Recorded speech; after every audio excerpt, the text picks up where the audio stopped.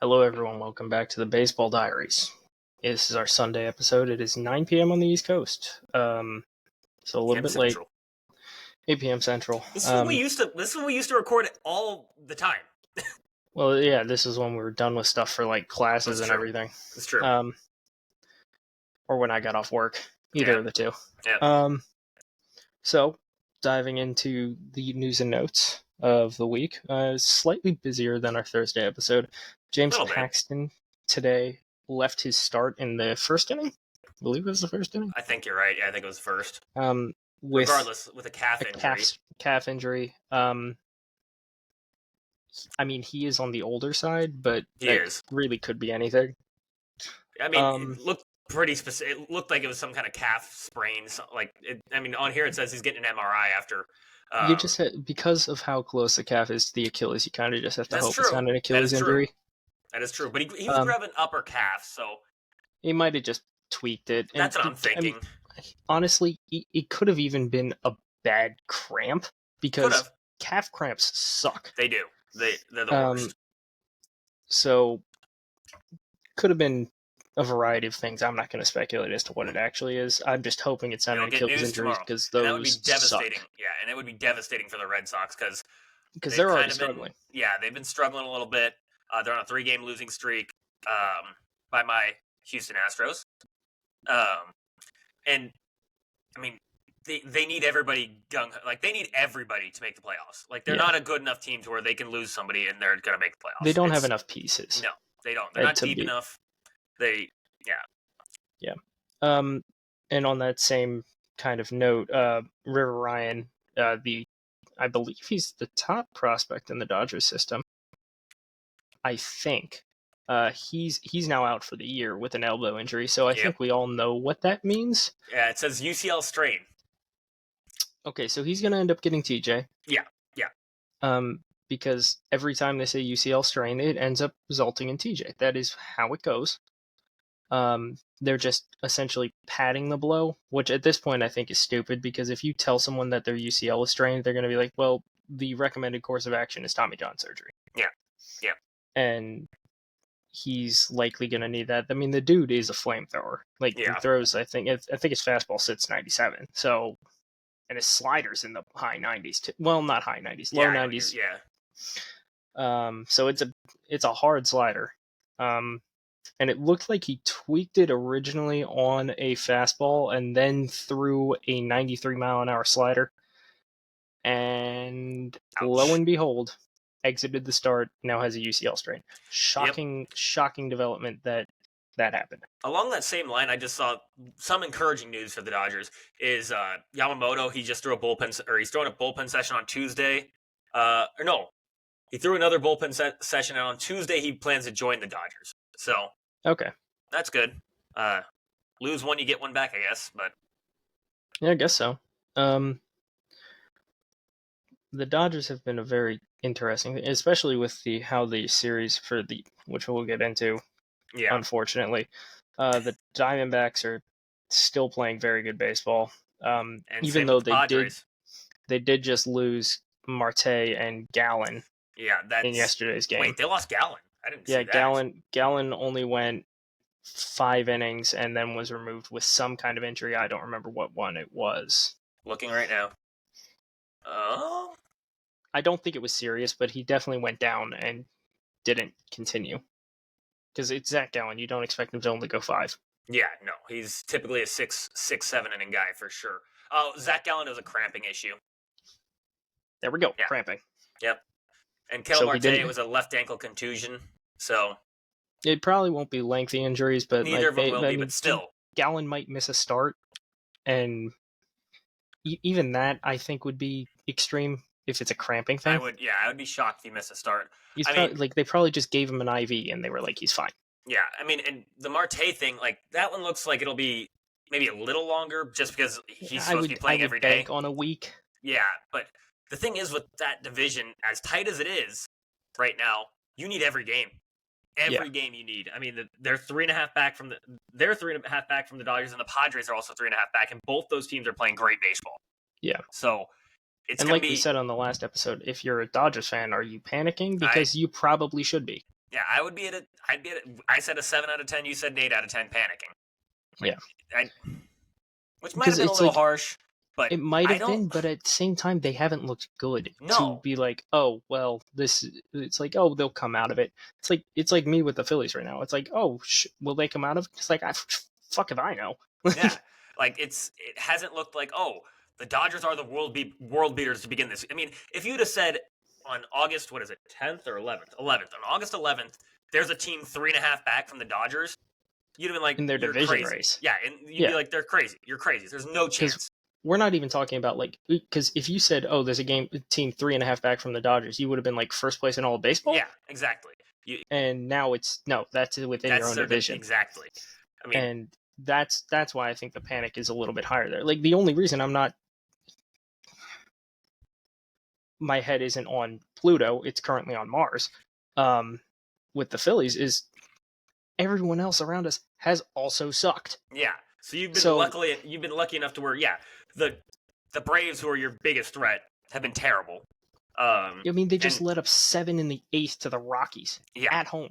Yeah, exactly. It's just and lost again. And then same with the Mets. The Mets have cooled off like crazy. They're down to they went 4-6 in their last 10. So it's like, all right, you're comfortable. Everyone is playing equally shitty baseball. Yes, and in the Dodgers division, it's different.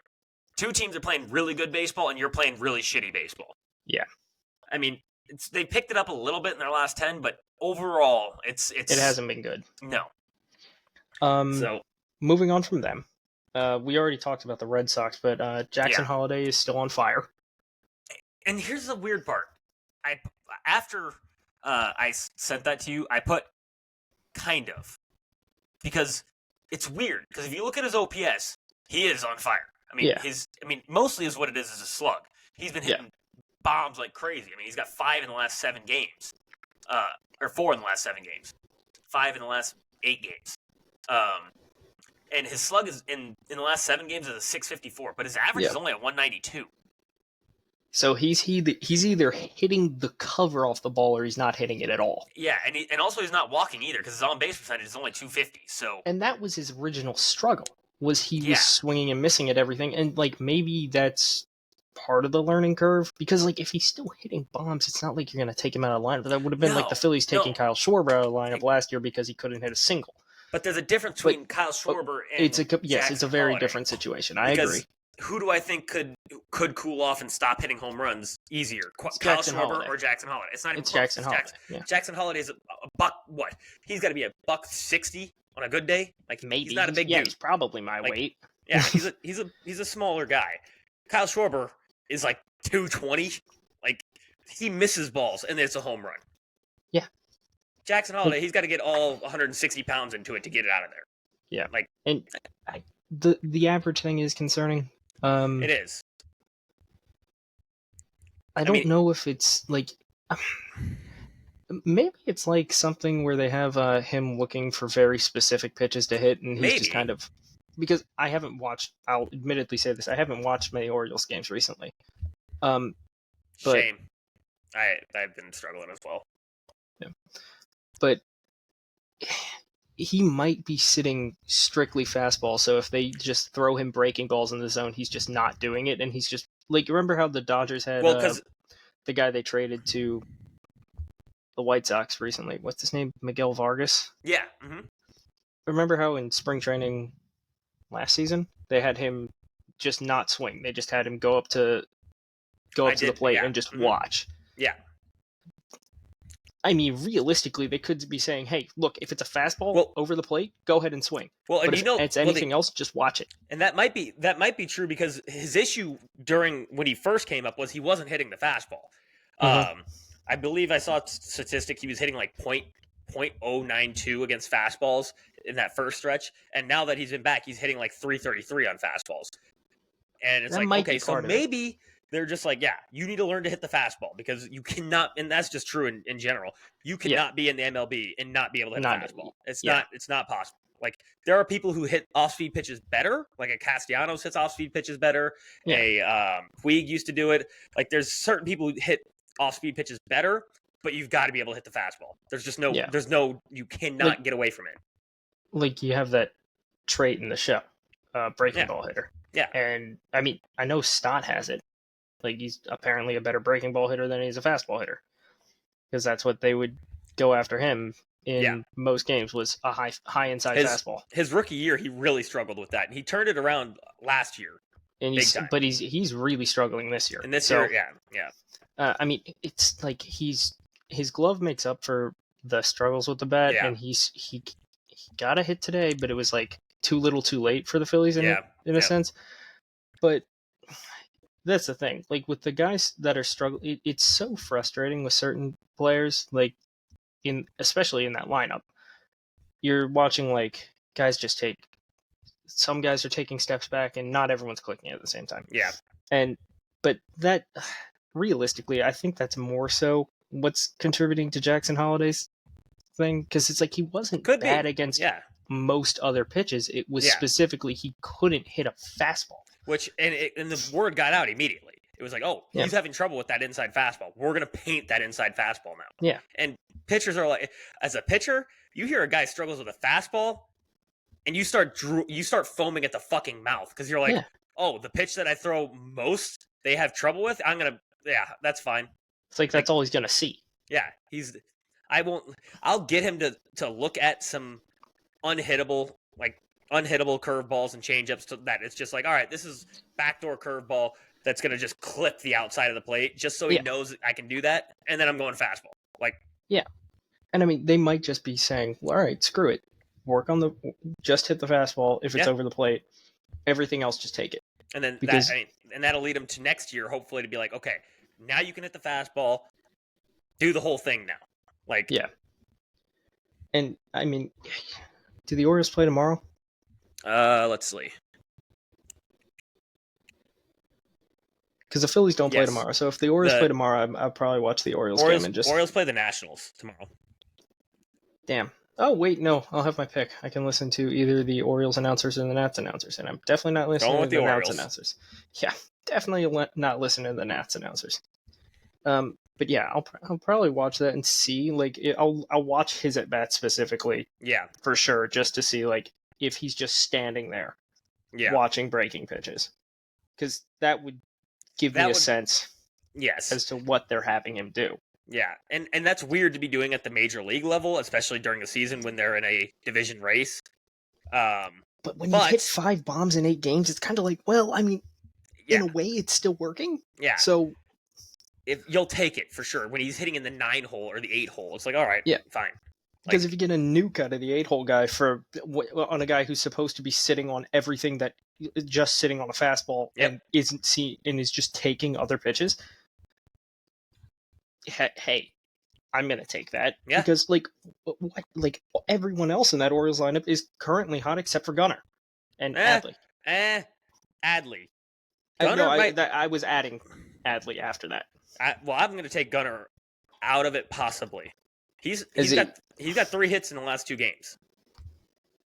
Okay, so he's coming out of it. Or I shouldn't say that. I meant he had 2 3-hit games. So yesterday he had 3 hits. Today he had 3 hits.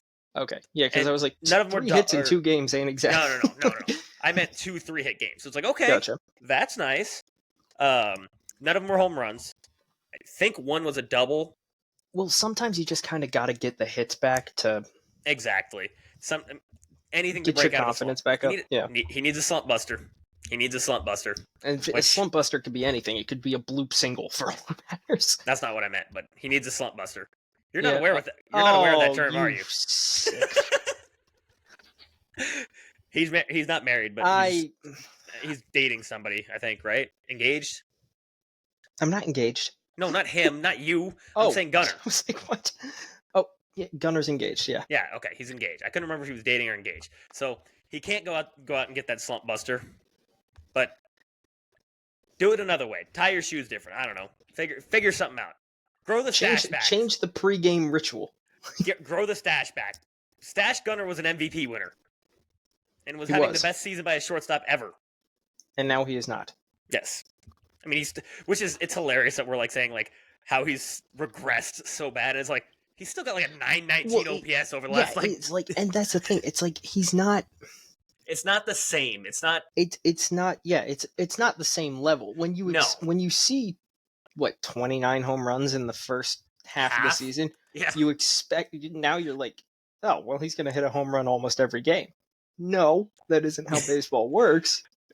But yeah, I mean, like, even when he struggled in his last 30 games, he still hit 298 with a 988 OPS. Like, so it's like he's struggling with a 988 OPS. But that is a fantastic struggle. No. Okay, I did that wrong. I did the math wrong. An 887 OPS. Which is still great. An 887 OPS from a fucking shortstop. Yeah, I'll take that. Like, that's like, some shortstops win MVP.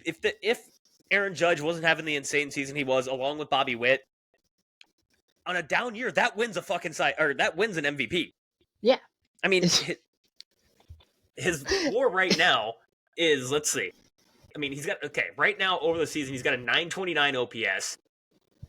Gunnar Henderson currently has 7.1 wins above replacement. A lot of seasons, that's an MVP winner. Yeah, a lot of seasons, that's an MVP winner. In fact, I'd say more than half of the seasons in one of the leagues, either American or National League, that would win it. If he was in the National League right now, he'd be the heavy favorite to win the MVP. Absolutely. Like, it wouldn't even be close. Yeah, he would be running away with that at this point. Exactly. The National League, it would be like, just hand him the fucking trophy. He could be out for the rest of the season, and he wins the MVP. Because it's going to take a lot for you to overcome 7.1 WAR by a shortstop. Like, I mean, Shohei is currently the favorite to win it, and he's only got 5.9 wins above replacement. Which, could he get to 7? He'll probably get to 7 by the end of the season, probably. But then he's only a DH. And that's when people will go, well, he was only a DH. So I think generally people would be like, I got to go with Gunnar, you know? Yeah. So, moving on. J-Rod is now back. He's DHing tonight. The Mariners are... Why do I not have that game on? Maybe you don't want to hear Karl Ravech? Probably. Well, I'll have the sound off because I have to hear you, unfortunately. That's a good point. Yeah, fair enough. Oh, it's 10-1. That's why I don't have this game on. Oh, well, yeah, that'll do it. Yeah, the Mariners, I guess, are just bludgeoning the Mets. Thank you, Mariners. So, and tailing off that same news and note, because I have the stat pulled up, Cal Raleigh now is the first catcher since Mike Piazza to have 3 straight 25-plus home run seasons. And, the crazy thing is, I didn't even realize he had already hit that many home runs. Same. I didn't know he was at 25 already this season. Which is just nuts. And Mike Piazza had 8 consecutive. Yeah. I don't think Cal's going to get that, but the first catcher since then, that's really impressive work. That is. I mean, especially when you consider there was Buster Posey for a while. Posey, I would say Yachty, but he only had like 2 good seasons of being a solid hitter. He was always a better defender. Obviously, yeah. Yeah. But I'm trying to get, even like Gary Sanchez for a while, like he had a couple seasons where he was Gary a lot Sanchez of home runs, had wicked pop. Yeah, he had a lot of pop, but not anything else. Yeah. So, I mean, there was a few guys where it's like, oh, wow, somebody should have done it since Mike Piazza. Because his last one was 2022. Yeah. So you probably, realistically, you probably have guys who have come close. Like, you probably have had a couple catchers go 20. I would assume, like a Posey. Yeah.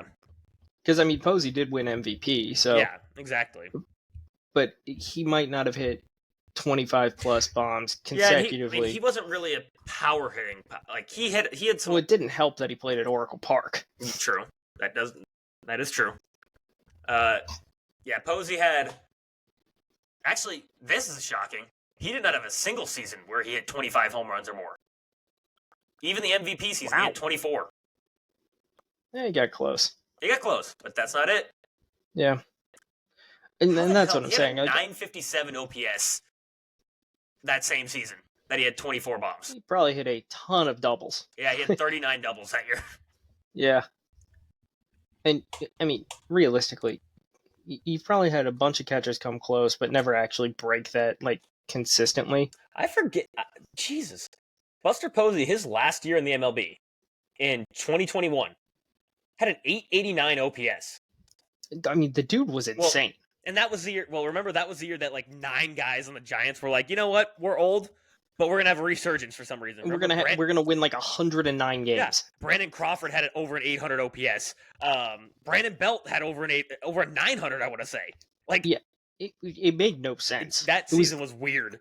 It was like the most black magic season I've ever seen. What was the other one? Not Mike Yastrzemski. Wait, yeah, Mike Yastrzemski. He had like a 900 OPS that year. Like, it was just weird. That season. It was a very weird year. Because I remember the entire season, I was like, they're gonna fall off, right? Well, you'd think, right? Like every few days, I'd be like, okay, they've got to be on a losing streak, right? Nope, they're still having the best season I've ever seen the Giants have in a long time. Yeah, it was so weird. That I'm gonna, you know what? Because we're on this tangent, I'm gonna look at this roster. Well, the next news and note is a Giant. So. Oh, perfect. So it'll take us right into it. So that team had Buster Posey, Brandon Belt, in age. So Buster Posey was 34, Brandon Belt was 33, Donovan Solano 33, Brandon Crawford 34, Evan Longoria 35, Alex Dickerson 31, Steven Duggar, who I don't even know who that is, I've 27. never heard of that guy. Mike Yastrzemski 30, Lamont Wade Jr. 27, Wilmer Flores. This team was like, and here's what's crazy. Buster Posey, 889 OPS. Brandon Belt, 975. He almost one-dotted it. Like, what? Brandon Crawford, 895 OPS. Evan Longoria, 833. What the fuck happened that year? Donovan Solano, wait. There had to have been some kind of deal with the devil. You don't know. Because that is the San Francisco retirement home. Yeah. And like even like their pitching staff was good. I'll say that. They did have a really good pitching staff. They had Kevin Gausman, which that was prime Kevin Gausman. And this one was a weird one though. Anthony DeSclafani. He had a 3.17 that year. Yeah. Yep. I mean, I knew they won like 109 games, but I did what? Yeah. DeSclafani? DeSclafani, 3.17. Logan Webb had a 3.03, which is not surprising. Even Alex Wood. Alex Wood had a 3.83, which isn't great, but that's a very Alex Wood season. But their bullpen was lights out. 4 guys with sub-4s. Yeah. And a lot of guys sniffing sub 3s. Their 5 guy was just above a 4 at a 4.08. Take a guess who that was. You'll never fucking guess it. Oh, God. I guarantee you never guess it. Is he still in the league? I don't think so. I think he might be on a minor league deal, actually. I think I saw he signed a minor league deal. I'll give you a hint. He was 35 this season. Oh, no, that doesn't help at all.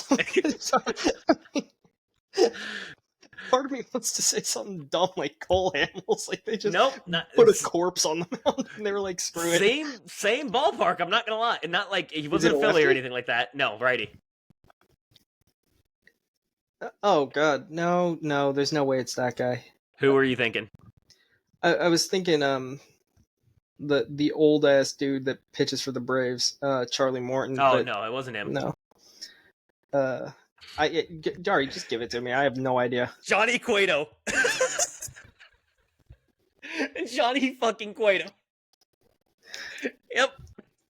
I told you would have never guessed it. Like, I didn't even remember he was a fucking Giant. Like, I didn't even remember he was a Giant.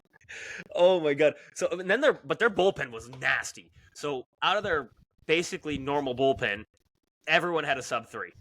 Every single pitcher. That's disgusting. Then they even had Dominic Leone, which this one kills me. Had a 1.51 for them. Dominic Leone had a 1.5. Okay. Yep. They definitely made a deal with the devil. That's not normal. I mean, Camilo Duvall wasn't even like on the team really. They just optioned him to AAA. Yeah, I know that. I'm saying, but back Camilo Duvall the last 2 years has been lights out. Yeah. So, but yeah, I'm like, that guy wasn't even barely like he pitched. He only did, let's see, pitched 27 innings out of the bullpen, but not really a closer. Like their closer that year, I would be again another one. You'll never guess it. Sergio Romo's ass was retired Nope. by then, right? I think he was still in the league. Yeah, he definitely was, because that was the same year that he did the fucking COVID check where he showed his dick to everybody, basically. Oh, okay. Yeah, that's good. Um, There's no way this guy's still in the league. Like, there's zero chance.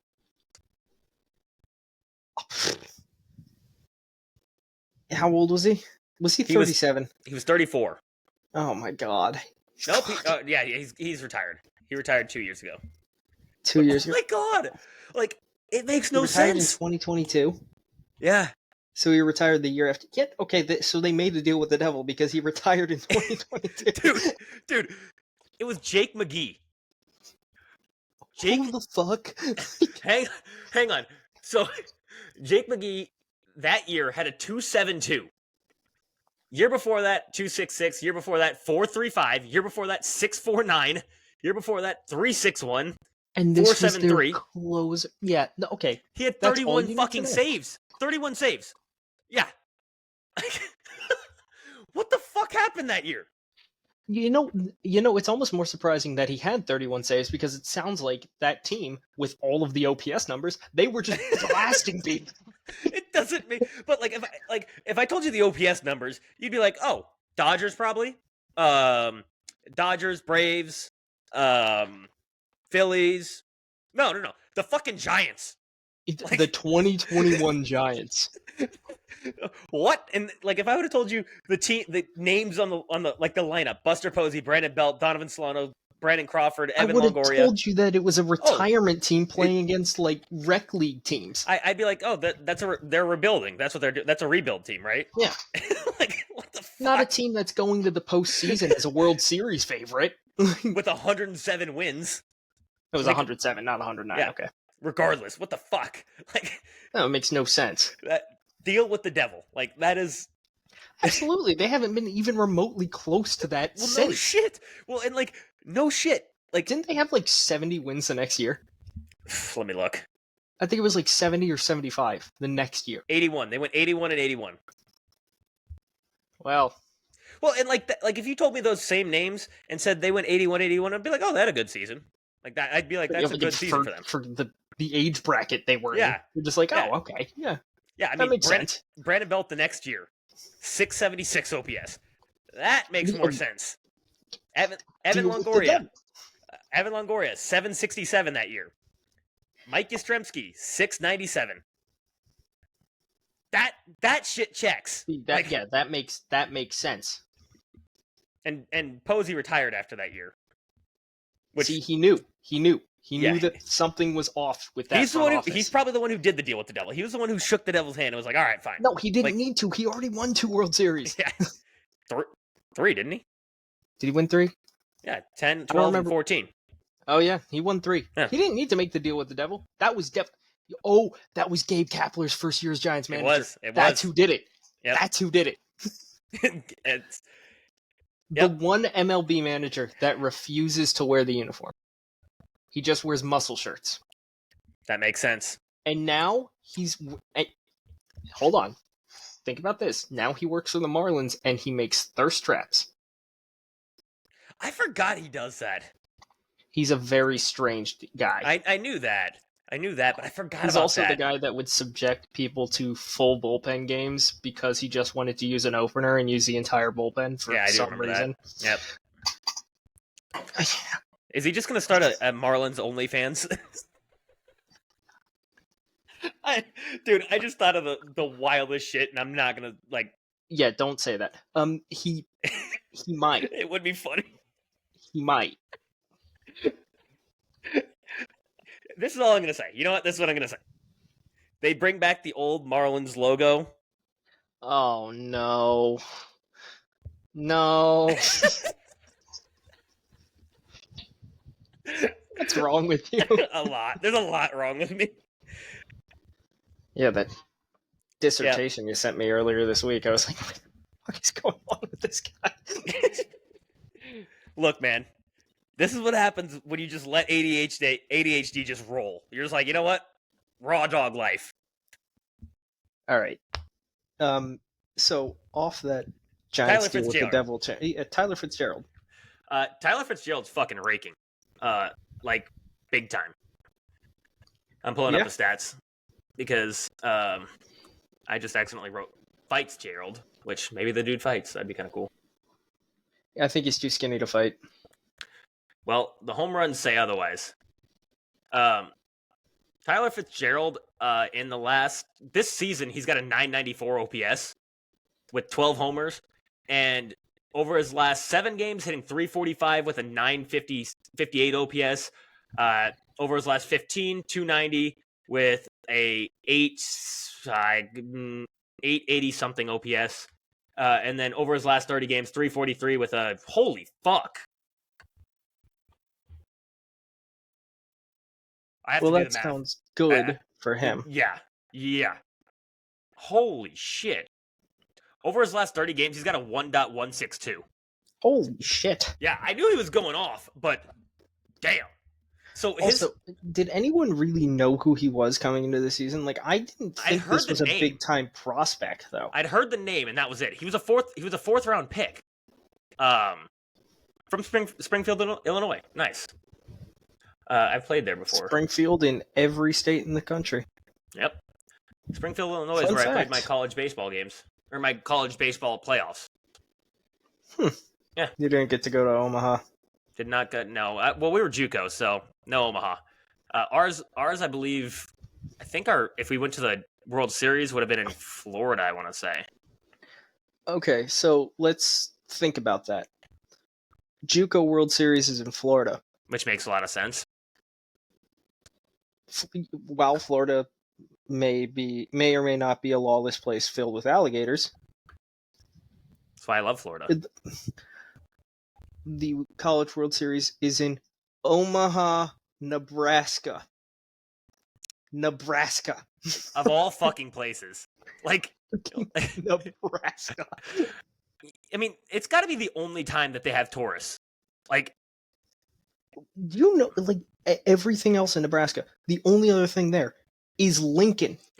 Oh, I was going to say corn. Well, why do you think their fucking college, the Nebraska Corn University Huskers. of Nebraska, yeah. the Corn Huskers? Yeah. Like, it's the only thing in Nebraska is corn. Corn and tornadoes. Oh, we got video evidence in the group chat of Jaron Duran getting caught saying a slur on broadcast. What? Yeah, apparently. Okay. Am I going to have to fucking edit again?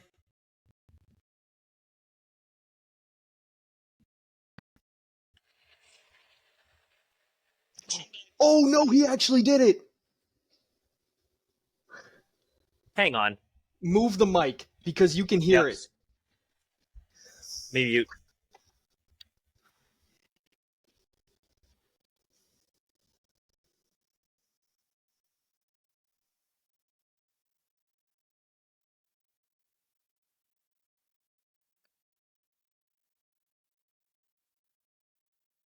Yeah, it ain't looking good, folks.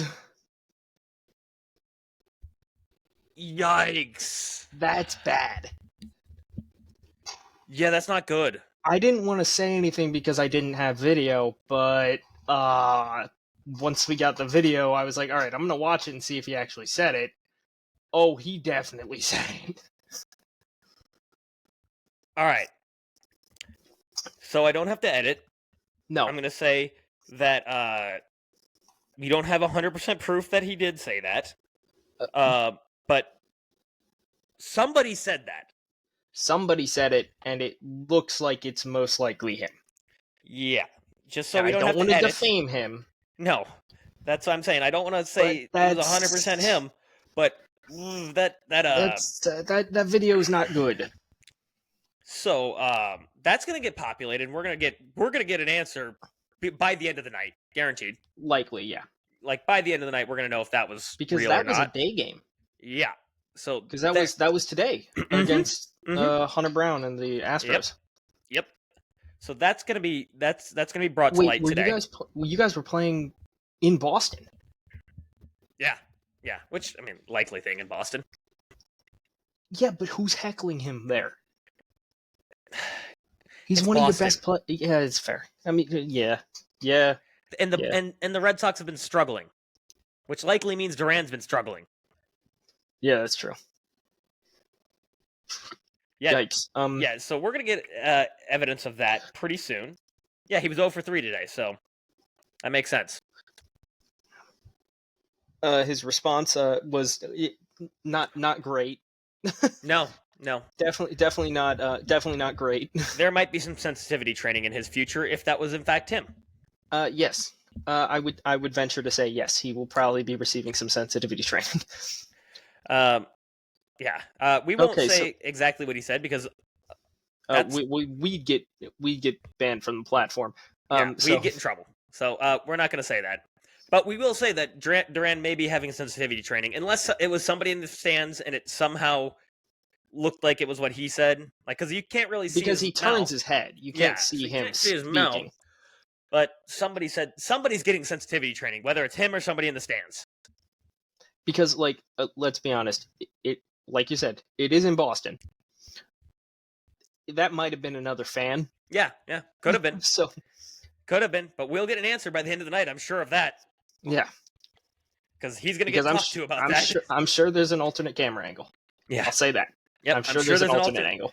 And then not only that, but the first thing that the Red Sox front office is doing is going, okay, was that you? And if you say no, we find out it was you, we're gonna have a problem. We already have a problem, but we need you to solve that problem. Yeah. All right. Well, okay. So that's it for that's a last minute addition to news and notes because minute. God. Yeah. With that, I guess you can get right into the Cardinals. Okay. Why are we doing another update on Burleson? Oh, I didn't do it last episode. Oh, right. You were going to rant about him. Yes, I was going to. I want an apology from Sean, specifically, and my father, specifically, because my dad still is riding and dying with Alec Burleson. He said he's going to be one of the best hitters in baseball. And I'm like, no. Oh, that's a take. That's a take. I said he's a good hitter, which is a fair statement. Yeah, he's a good hitter. He is. He's a good hitter. But to say one of the best hitters in baseball is a bold statement. That's not a fair take. No, because, I mean, he was like, well, he's young. And I'm like, well, he's 25. That's not young. He's been in the league for 3 years. Like, he's young, yes, but he's not. We would have seen a flash of, like, oh, this is what he is. Like, yeah. But that has never been shown. I mean, he's definitely got power. What, he has 19 home runs this year? 20 homers. 20 homers. So it's like, yeah, that's fine. And no one's complaining about the number of home runs because 20 home runs, that's great. Especially for, he's technically utility bat? He's first base, DH, outfield. For right now, yeah, it's like, which is why I said utility. Because he can play pretty much anywhere. Well, he can't really play third base, short, and second, basically. And obviously catcher. So he can't play every infield position or catcher. But he can play first, he can DH, and he can play pretty much every outfield position. I wouldn't say center. I wouldn't stick him in center. Yeah, I was going to say, I wouldn't stick him in center, but he could probably play corner outfield. Yeah, 100%. And no one's going to complain about 20 home runs from one of those guys, and especially with the rest of the season to go, he could probably get close to 30. But that's not the best hitter in baseball. Exactly. That's not a top 20. That's exactly. So, and I'm going to deep dive even more. So now his OPS is down to a 774. Which is above average. Fine. It's fine. It's above average, which is exactly what I said. He's average to slightly above average. In his career, minor leagues, his highest OPS in the minor leagues was in 2022. He had a 905 OPS in AAA, which is very good. That is very good. The year before that, he had a 783 between A ball, AA, and AAA. Which would reflect your average to above average take. Yeah. It's almost like I fucking saw it. Like it's almost like I'm a rational fan. Like, yes. Well, you're a little angrier than rational. Fans, but true. Well, I'm angrier than a rational Cardinals fan. If I was on the East Coast, I'd be mild. If I was a Phillies fan, you'd be mild. I'd be like the nicest Phillies fan ever. You probably would be, especially right now. Like, because I want them to get booed when they come home. So yeah, I know. That's what I'm saying. Like, and I would be like, well, I mean, they still have the best record in the division. They're still winning the division for sure. And that's something I was going to touch on when I talked about the Phillies. It's like, okay, so if we were in the same position as the Dodgers, I'm a little more worried. Of course. But we're not. Yes. Am I pissed at how they're playing? Absolutely. Of course. That's a fair take. And do I want them to get booed at home? Yeah. Because they're playing like dog shit. Yeah. So you see, like, and that's where the Cardinals fan in me comes out, where it's like, oh, come on, we don't just boo them for small shit. Yeah, see, that's where the Cardinals fan comes in. Yep. For me, I'm like, you had this gigantic league, and since then you've been playing mediocre baseball. It's like, if you want us to believe you're better than mediocre, play better than mediocre. I mean, mediocre's a take. I mean, I understand they've been playing mediocre baseball. The only series they've won since the All-Star break is the Dodgers one. I know, but they haven't won a series in over a month, except for the Dodgers one. 2 separate Dodgers ones. One of them where they swept the Dodgers. And how does that make sense? I don't know. I said last episode they had to close the circle is what they had to do. Like, it was like, all right. It's like, but then they went and got skull fucked in the desert. Yeah, I thought they closed the circle. Apparently not. They didn't close the circle. They need to come home and get booed. Maybe that'll close the circle. Maybe. I mean, it would make sense, because it happened with anytime the Phillies fans boo somebody, they start going off. So, except for Trey, apparently that didn't work for him. We had to give him a standing ovation. Oh yeah. It's because Trey Turner's not like from there, and Trey Turner seems like a genuinely like nice guy. Like, he seemed like the type of guy he's too nice to get booed. Yeah, like he's the type where if you boo him, it's gonna hurt his soul. Like, yeah, he's like the guy that you want your daughter to bring home as like their boyfriend. You're like, oh, thank God. Now they bring home a saint. Yeah. Now they bring home someone like Bohm. Oh, now you're concerned. Yeah, I'm like, oh no! I just saw him throw a zit in front of my face. Like you brought home a 6'5" dude with long hair. Yep. Ah, brother. Who definitely was in a fucking fraternity, like, guaranteed. Like, yeah, not one of the good ones. No, it was one of the ones that got sanctioned every week. Yes, exactly. Like, he definitely gave somebody alcohol poisoning, guaranteed. If he didn't kill them, like. We're not actually saying Alec Bohm did this, by the way. No, not at all. And in fact, I don't even know if Bohm's a good guy. It's just he gives off the... The thing is, he's apparently around the clubhouse, he's the shy guy. So... Bohm? Yeah. Okay, fine. New take. Brandon Marsh is who she brings home. That would fit. Yeah. Dude is a maniac. Exactly. I'm like he's the type you have dinner he has dinner at your house, and then he's like, so we gonna shotgun some beers afterwards or what? And you're like, it is 8 p.m., sir. I'm going to bed. Like, it's like, this is dinner with the family. And he's like, what? That's what we do. Like, that's what we do. And then, like, Trey Turner's like the boy that you bring your wife or the girl, your daughter brings home, and like, he's scared to meet you. He's like literally shaking. He's like, nice to meet you, sir. And you're like, oh, calm down. It's okay, young man. Just make sure you have her back by 10 p.m. It's gonna be okay. Like, and he would have her back by like 9:30. Boom. You're getting her back at 5 a.m. guaranteed, and she's gonna be sloppy drunk. Just like, oh, damn it. Oh, I said Bohm. I meant Marsh. You said Bohm. You meant Marsh. I meant Marsh. Yeah. I was gonna use Harper as the example, but like, Harper's a Mormon. Like, yeah, so I couldn't really use him. I couldn't use him.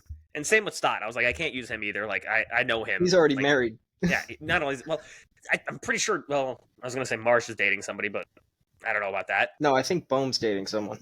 Okay. Regardless, I was using just a personality type as the example, not them specifically. Like, what they look like, and what they act like. They seem to act like. We're like, okay, that guy's a fucking maniac, or they're just kind, sweet gentlemen. Honestly, that's one thing that I do miss about the Card. Like, I think there's only one guy on the Cardinals I could think of that, like, if they brought that, if it was that personality type home, it's gonna be a problem, and it's Lance Lynn.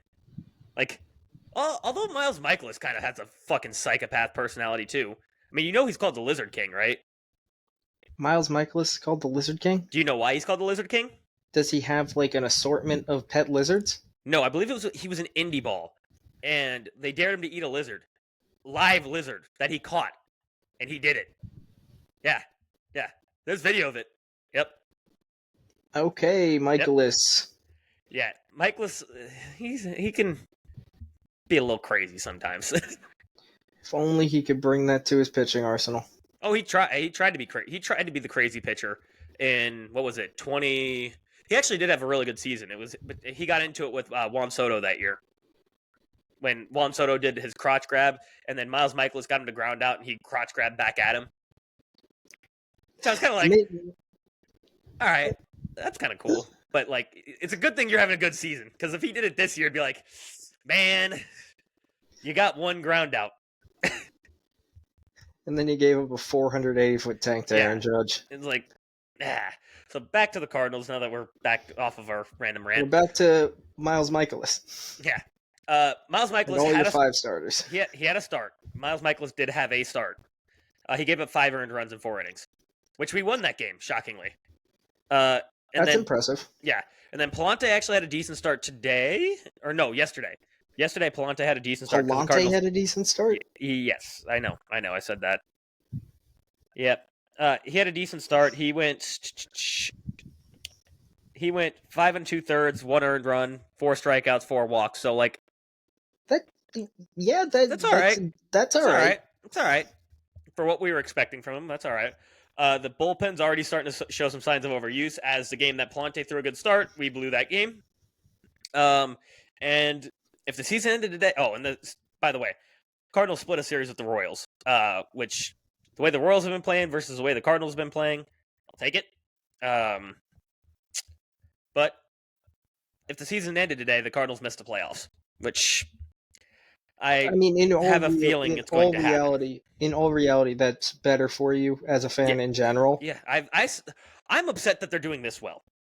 Like, I was wanting... Well, because it almost justifies the underspending. Yep, that's what I'm saying. I want it to be... Well, maybe not underspending, more so misplaced spending. And a little bit of underspending, because when... Well, I mean, there's definitely some underspending involved, but you could have gotten better for the same value 100% agree. With 1 piece instead of 2. Yes, exactly. Like, the fact that we got rid of Tommy Edman, who's thankfully still in the IL. Well, not thankfully. I hate to see him in the IL, but he's not on the Cardinals, so I'm upset about that. Not his fault. I want to see him back, and I want to see him do great. Hang on. Yeah, so the Cardinals are still doing Cardinal things. I pretty much almost already got all of my Phillies rants in. I'm just going to continue this while he's tending to the boy. Phillies, honestly, at this point, with the way they've been playing post All-Star break, this West Coast trip wasn't entirely too shocking. It was disappointing, but, I mean, wasn't really shocked with how badly it went. Marshall's fine, I guess. He just barked for some reason, and I've heard him bark like 3 times my entire life. So, yeah. But yeah, so I was just kind of wrapping up. I heard. Because I already wrapped up with with most of my complaints about the Phillies. I do want them to get booed when I get back, but that's more so because I should be expecting better, especially the way they started the year. So I guess you can wrap up with the Cardinals, and then we can move into our AL teams. Wrap up with the Cardinals is I wish this season would have been an absolute utter failure. And I was talking about who we traded for Tommy Edman with Eric Fetty, who his first start gave up 5 earned runs. And people were so happy we got Eric Fetty. And I saw his outer line statistics, and I was like, we shouldn't be. This is calling for serious regression. Kind of like the Seth Lugo stuff. Yeah. And literally the first start, he gave up 5 earned runs. And now in his last 7 games, let's actually no, because he hasn't been on the Cardinals that long. I'm not going to go that far. We also did get a statement from Duran and the Red Sox. Oh, we did? Yeah. Go. He said, during tonight's game, I used a truly horrific word when responding to a fan. So he does admit that he was the one who said it. He feels awful. He knows he offended many people and disappointed them. I apologize to the entire organization, but more importantly to the LGBTQ community. So that should give you a sense of what he said. What word he said? Yeah. And then he continued by saying, our young fans are supposed to be able to look up to me as a role model, but tonight I felt fall short of that responsibility. I would use this opportunity to educate myself. So there's the sensitivity training. Yeah. And grow as a person. Yeah, he's going to be seeing some sensitivity training. He'll be meeting Josh Hader there, I'm sure. That hasn't helped him at all, so yeah, maybe not. They got to lock Josh Hader in a closet cell. Yeah. Speaking of Josh Hader, the Astros. They're good playing transition point. Yes, they're playing good baseball. They're 7-3 in their last 10. This weekend they swept the Red Sox, which I think that goes to show why Duran said what he said. And it was pretty dominant why fashion. He was being heckled. To such a manner. Yeah. And it was, I mean, and frankly, this series wasn't even close. They blew them out 2 of the games, and the one game that it was close, it was 5-4. But the other 2 games, it was like 10-2, and I don't remember. It was another like 5-6 run game where they blew out the Red Sox. I mean, and some weird things happened. Arrighetti again had another great start. Like, not just great. Like, you know how last time he was on the no walk list, and we were like, how the fuck did he end up on the no walk list? Yeah. He threw 7 innings pitched, 13 strikeouts this last time. Yeah. I'm going to look it up because I remember last time we did this, it was like game score was like I think 42. It was 11. 42. I think he had 11 last time on the no walks one. Yep. Yeah.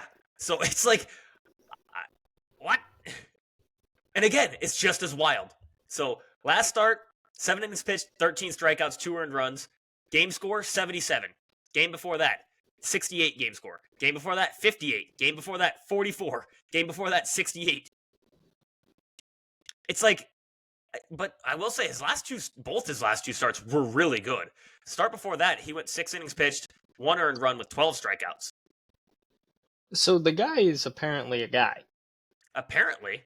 But his ERA says otherwise. I mean, his ERA is a 5.14. I think he inflated that a lot because I think in one game he had a 1 inning, didn't even make it through the first and gave up 9. So yeah, and but I'm looking at his minor league numbers and none of it says he should be this good.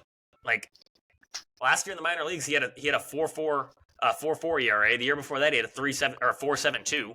If you need any evidence that baseball makes no sense, look at Spencer Arrighetti. Yeah. Yep.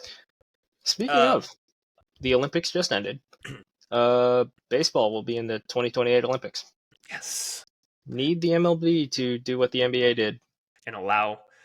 God, could you just imagine the starting rotation for Team USA? Jacob fucking DeGrom, game 1. Paul Skeens is game 2. But that's the thing. It's 4 years away. DeGrom, I know. There's no way. Yeah, that's true. Not fine. Paul Skeens, George Kirby, George Kirby, Spencer Strider, and I was gonna go Jones. Nope. Jared Jones. Nope. Tarek Skubal.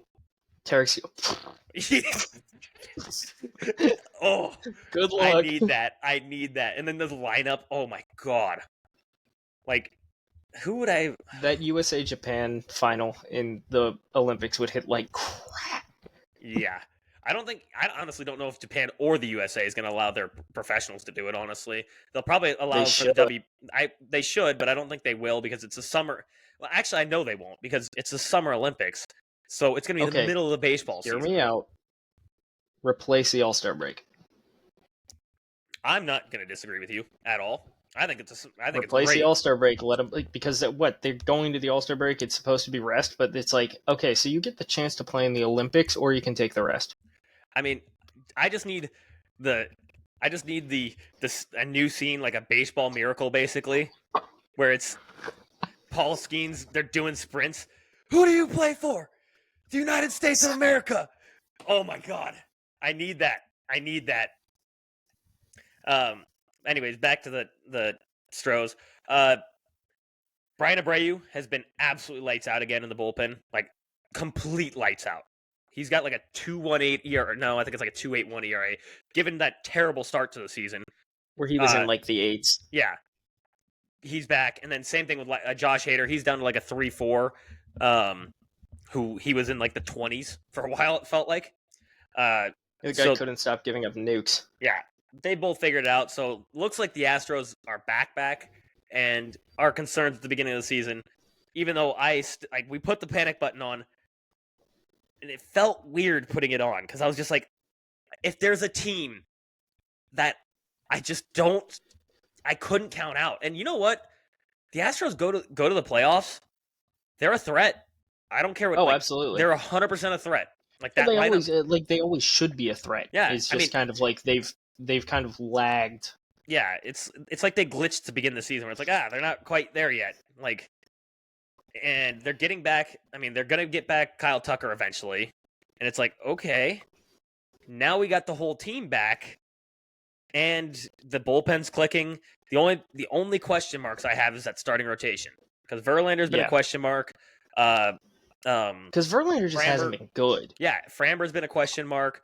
Hunter Brown started off the season a question mark, but started dominating towards like the last 2 months, basically. So and I'm still going to call him a question mark though, because it's like I want to see that over the rest of the season, basically. Yeah. To be comfortable with that. And then it's like, who's your game one starter? Because I'm like, Framber hasn't been that great this year. Hunter Brown, if he does that for so long, is he your game one starter? He might have to be, because you can't trot JV out now. Considering his peripherals, because they're awful. Yeah, and his history in the playoffs isn't exactly. It's hit or miss. It's weird with Ver. Like, he either has a really good complete shuts down the other team, or he gives up fucking 500 runs. Yeah. I mean, Verlander right now has got a 3.95. And all it takes for him is one crooked inning. Exactly. Framber's got a 3.46, and Hunter Brown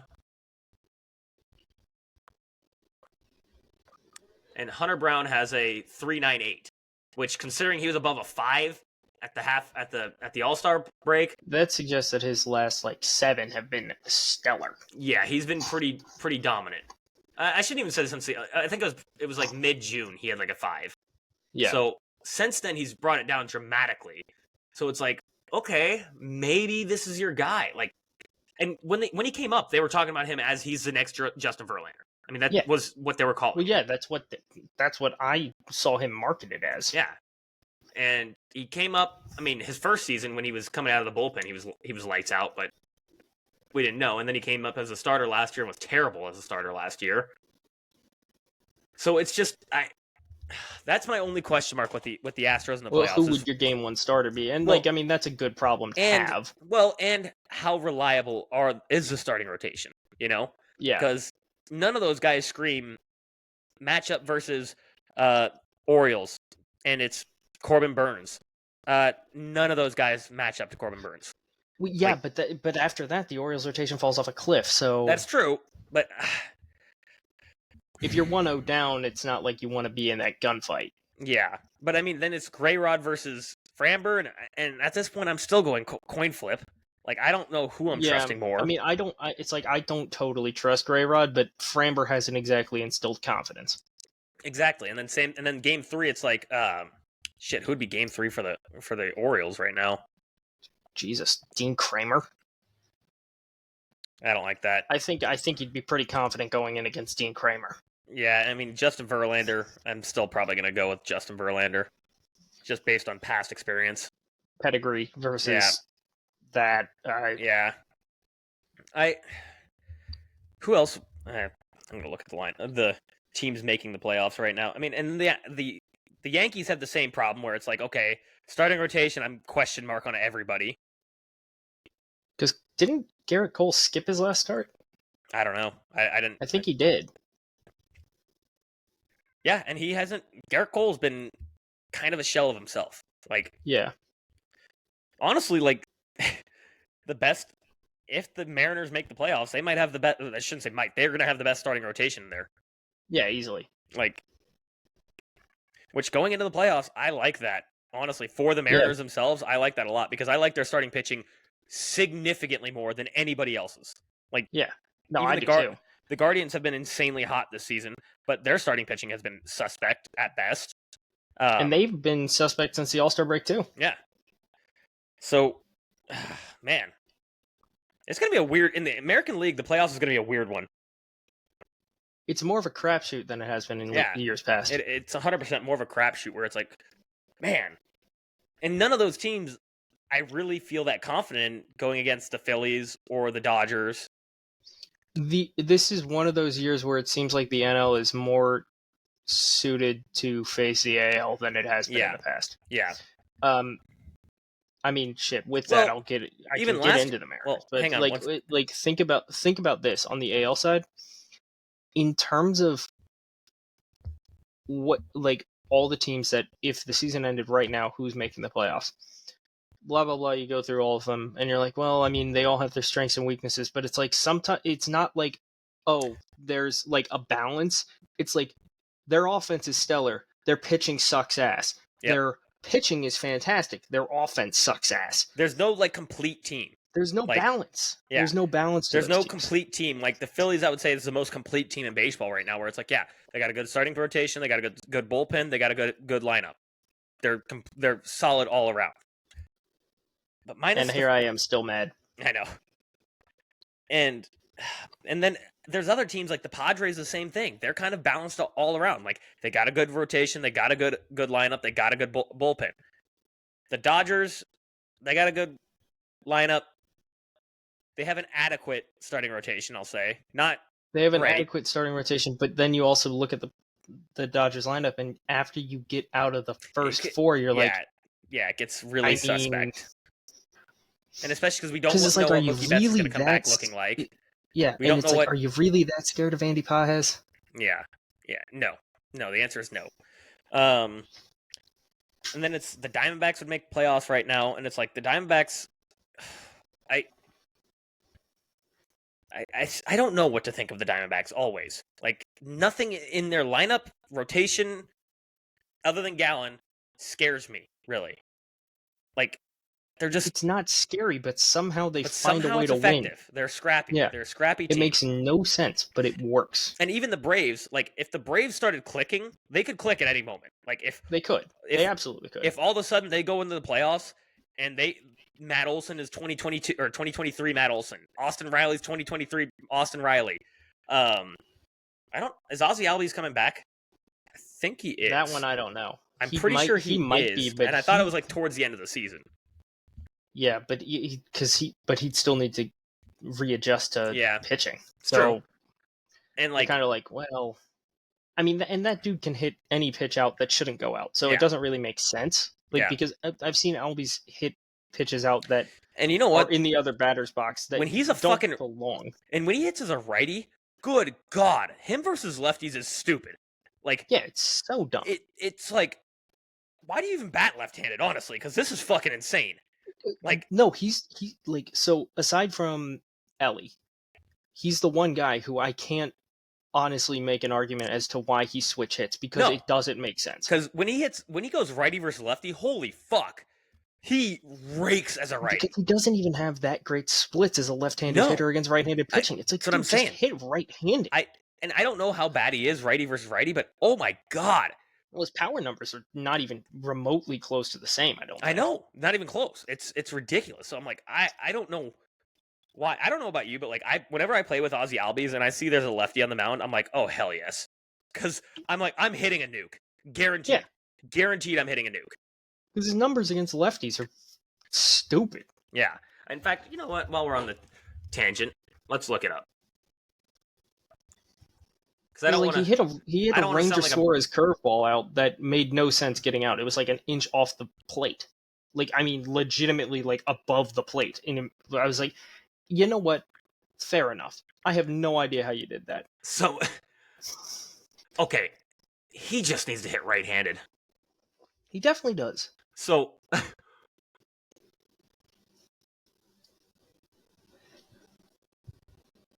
okay. Versus lefties, overall, he's got a 932 OPS. Versus righties, he's got a 747 OPS. Righty versus righty, he's got a 1.4 OPS, which he's only done it in 14. He's done it only 15 plate appearances. But in that, he has 5 hits in that time. 3 of them were bombs. Dude, just hit right-handed. He's like... 1-1 strikeout to walk, which is just one. It's literally 1-2-1. But it's like, yo, there is almost no. There's no reason benefit for him hitting left-handed. I don't understand, like, because I was expecting, okay, he's like 0 for fucking 14 against righties, as a righty. No. Yeah. He's got 3 home runs out of 5 hits. Like, dude, there's sample size here. Like, yes, we understand small sample size is technically not a thing. Like, you don't want to go by that. But, dude, your numbers as a right-handed hitter are so much better. You may as well just stand in the right-handed batter's box the entire time. In plate appearances, he has 2,824 plate appearances against right-handed pitching. He's got 97 home runs. Versus left-handed pitching, he's got 939 home runs, 42 tanks. He's got over. You said he had 939 home runs, by the way. No, that's not what I meant. I know that's not what you meant. 930. It's like Ozzy Albies absolutely shattered Barry Bonds' record. Just against lefties, too. No, 939 plate appearances. He has 42 tanks in those. So and he has how many does he have from the left side? He's got 97. So he's almost got 97. He has over 97 home 97 runs? homers. Yeah, 97 from homers. The left? From the left. No, yeah, from the left-hand side. Yes. Well, I shouldn't say that. Versus left-handed pitching. So versus left-handed 97 pitching. homers versus left-handed pitching. Okay. No. Sorry. 42 home runs versus left-handed pitching. 97 from right-handed pitching. But so does he have 97 home runs total, you mean? No, 97 home runs against right-handed pitchers. Okay, well that would technically make sense for him to hit lefty. No, it doesn't, because he only has 939 plate appearances against lefties. He has 2,824 against righties. So he has 3 times the amount of plate appearances against righties, and only has 97 home runs. And he has 42 home runs against lefties. So if you did the same amount over, like, if it was, it's basically 3 times. It's right about 3 times. So 42 home runs times 3, he would have 126 home runs against lefties. Just against lefties. Yeah. Yeah, he should just focus on right-handed hitting. That's what I'm saying. Like, it doesn't make sense at all. Because it's like he's probably looking at the fact that he's hit 97 home runs as a lefty, and it's like, well, I still have success. It's like, yes, you still do have success from that side of the plate. However, it's over a much larger sample size. Yeah. And your success, when scaled down, it comes from the right-handed side of the plate. Yeah. I mean, the fact is, he's went righty versus righty 15 times. He's got 5 hits, so that's a 357 average. And 3 of those were homers. So just fucking hit right-handed. Like, yeah. There's no point. No point. Okay. Tangent over. Orioles? I haven't covered the Mariners, but they just swept the Mets. So good for the Mariners. Yeah. I mean, they were just coming off a dreadful series against the Tigers, so they needed that. Bryce Miller went 6 shut with 6 Ks. Logan Gilbert went 7 because, That's likely Logan thing Gilbert. for him to do at this point, with 6 Ks as well. And immediately went into the locker room and started playing the new college football game. Shout out Logan Gilbert. What a guy. That is a guy. And then one of us. One of us. And then, dude, they bludgeoned the Mets today. 12-1 final score. I saw that, yep. Castillo, 6 innings, 9 Ks. And then 3 guys you've probably never heard of pitching out of the bullpen to wrap it all up. But yeah, they bludgeoned the Mets, and now they play the Tigers again. So we'll see how that goes. In Detroit this time.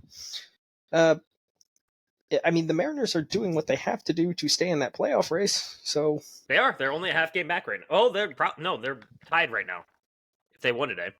Yeah, they won did today. Win the game. Yeah. And Cal Raleigh is apparently just him. Well, I would say him because he hits a lot of homers, but I think his average is like 220. He leads the league in caught stealing by catcher too. No shit. Yeah. All right. 212 is his batting average. He also leads the league in strikeouts. Well, and a 733 OPS this season. Okay, so maybe he's not him, but he's definitely hitting a lot of nukes. Yes. He's doing his part. Definitely. Well, you know who isn't? Mitch Garver. So Yeah. Or like 90% of their entire batting lineup. yeah, yeah. You know what? Including Just J-Rod.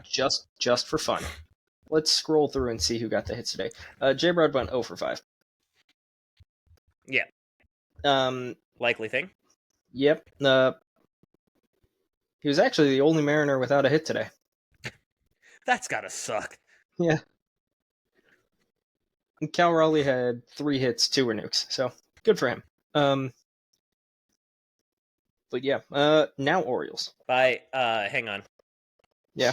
They have the worst batting average in baseball. Of course they do. They have, fuck off, Fangraphs. The third worst OPS in baseball, just above the Marlins and the White Sox. And Good for them. The fourth worst on base percentage, and I guarantee you they gotta have. Nope, they have the third worst slug at a 368. That's not good. No, that's actually very bad. It's Yeah. very bad. Yeah. Okay, now the Orioles. They won the series against the Rays. Yeah. Which the Rays are sneakily not out of the playoffs. They're not. Somehow. Oh, you know who we Witchcraft. forgot? You know What? who we forgot? Who? Zach Eflin is now on the Orioles. Oh yeah. Yeah. So it would be Zach Eflin game 3. I don't like that. Don't love it. Albert Suarez went 6 2/3 today. Yeah, he's actually been not terrible. No, he hasn't been, which is confusing to me. Yeah, so the Rays are only. Oh, actually, they're pretty much. Oh, they're 5.5 Not out. mathematically eliminated. They're 5.5 back from the wild card, which it would be the most Rays thing to do, to sneak into the playoffs. Like with one of the most dog shit lineups ever.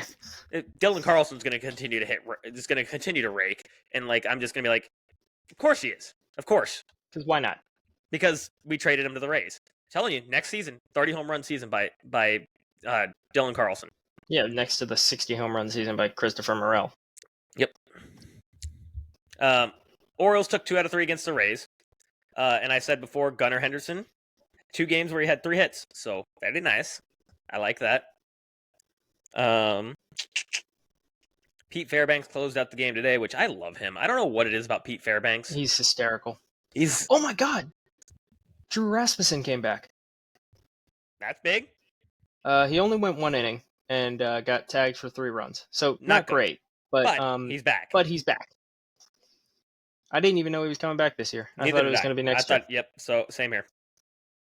But I guess that's cool. I actually kind of like Rasmussen. So take a guess. Take a guess who gave up the game today. Craig Kimbrell.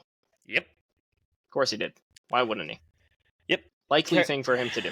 He came in, went 1 innings pitched, 1 earned run, 3 walks, 2 strikeouts. Yeah, likely Craig Kimbrell stat line. That's what worries me about the Orioles. Like the back end of their bullpen. Yeah. And I mean even Yanier Cano? Is that who I'm thinking? Or no, he's Cano. Cano was the setup guy for Bautista last year. Yes. Cano has actually given up runs in his last 2 appearances. So I don't like that. Anthony hasn't been bad for them. He got the save yesterday. But Greg Soto has been Gregory Soto. Not good. He's had I don't even think he's pitched a full inning, and I'm pretty sure his ERA in Baltimore is 21. So yikes. Not good. Yeah. But now they host the Nats twice. So okay. I'll take that. Yeah. Good time for Gunnar to. I don't know who the probable pitchers are because I think Mackenzie Gore had a very weird stat line today. I don't know if you saw it. He's been not great this year, shockingly. He started off great. Yeah. But he had 6 walks and 5 runs against, but none of them were earned. That is a very weird stat line. Yeah, I don't know how he did that. That's today. That was today? I don't know if it was today, but I saw Mackenzie Gore's stat line, and You know what? I want to look it up. They lost to the Angels 6-4. Interesting. Let's see. Yes, Mackenzie Gore went 5 innings pitched, allowed 5 hits, walked 6, 0 earned runs. The rest of the Nationals pitching staff, the only earned run was against Jordan Weems. Odd. So somehow all those guys crossed the plate and Unearned. None of them were earned. That's weird.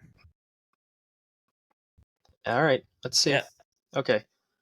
Mackenzie Gore's first strikeout of the game. Not really what I'm here for. Escapes early jam. Somehow got of an early jam. Some random guy for the Angels did some stuff.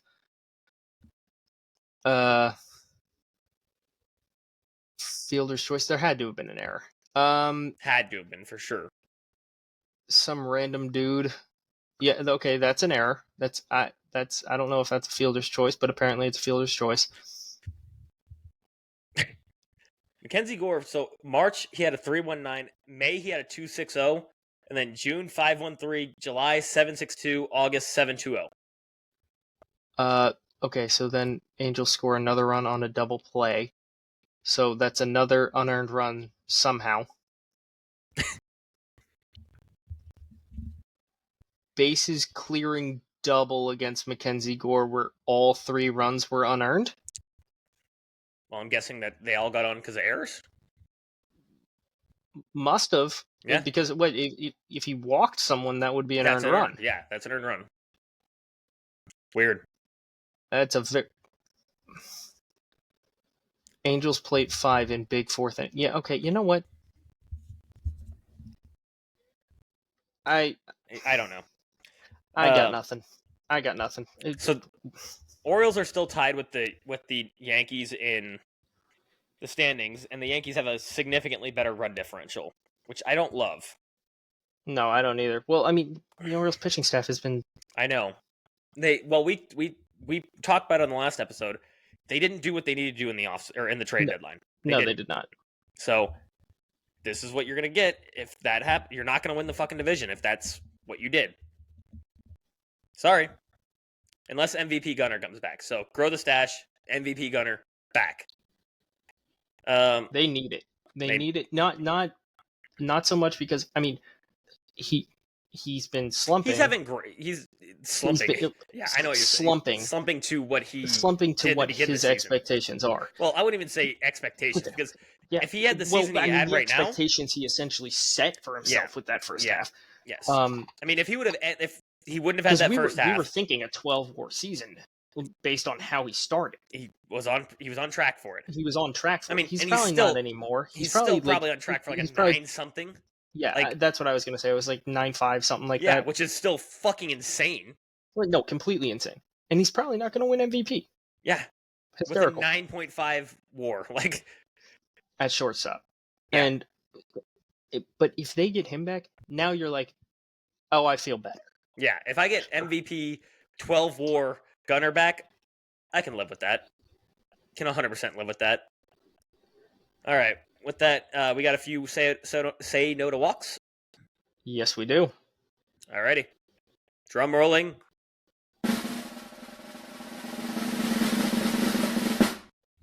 I don't know who this guy is, but Tobias Myers, pitcher for the Brewers. Of fucking course it is. Yeah. Because why would it ever make sense? This is a random dude that they just found. He's actually in the streets of Milwaukee. Really good. Actually, he's been really good. That's the point. They just find random guys off the street in Milwaukee. You're not wrong. And they go out there 7 1/3 shut, 3 hits, no runs, 9 Ks. How does this random dude you found in a bar in downtown Milwaukee do that? He was a 6th round pick by the Baltimore Orioles in the 2016 amateur draft. Dude, take a guess what his ERA is this season. It's got to be something ungodly like 7. No, 2.79. Fuck that. This is his first season in the MLB. How old is this guy? Is as old as me. He's 25. Yes. Who And the fuck is this guy? he was drafted in the 6th round. Like, and we'd never heard of him until this fucking year. And he's having a great season. Dude, I didn't even hear about him until I read it today. Yeah. I'm being so serious. Dude, like, last year in the minor leagues. 6-5? He started 17 games? Yeah. I'm looking at his Savant right now. It's not great, but oh, okay. He's one of those Brewers pitchers. The guy with the low 90s fastball, everything else in the cutter in the 89s. Yep. The mid 80s slider, the changeup and curveball that are within 3 miles an hour of each other. Yep. He's one of those guys. He's a typical like Brewers find me's where it's like, oh, well, this guy's gonna have a sub-3 for some fucking reason. Oh, what the fuck? I'm looking at his comparable pitchers. This is a hysterical list. It's so stupid. Go ahead. Simeon Woods Richardson this year. Okay. Nick Nastrini this year. The White Sox guy that they trotted out there to die for no reason. This year's Spencer Howard. This year's Drew Thorpe, another White Sox guy. And this year's Chris Flexen, another White Sox guy. Hey, and this guy's got a sub-3 ERA. This guy, by all accounts, should not be good. At all. But he just made it to our Say No to Walk segment, and it's having a great season. Dude, please look up his Savant page and look at his pitch location and tell me what he's actually good at. Because it makes no sense. His changeup, deadass. Well, you know what? His changeup might be his worst pitch. He can't locate that thing worth shit.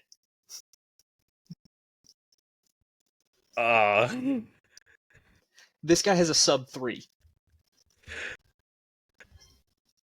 And look at the location of his four-seamer, which he's thrown 40% of the time. Cockshot fastball at 93 miles an hour. And he has a sub-3. This dude should be getting tattooed every start, and somehow is not. Somehow he says no to walks. Okay. Tobias Myers, you are something else. It just a little. I mean, fuck. He's got a 108 whip.